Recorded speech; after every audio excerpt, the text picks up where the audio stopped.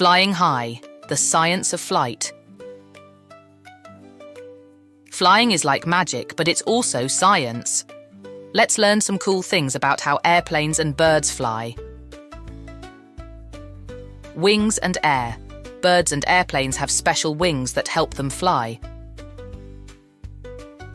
When air flows over their wings, it creates lift, which pushes them up into the sky.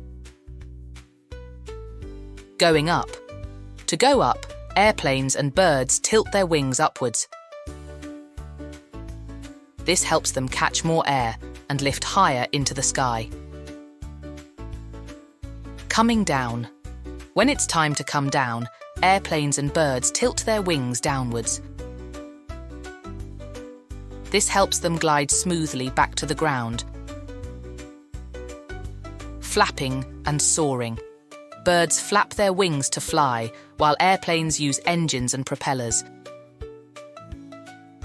But both use the same principles of aerodynamics to soar through the air. Flying is a wonderful adventure that shows us how amazing science can be. So let's spread our wings and soar like birds in the sky.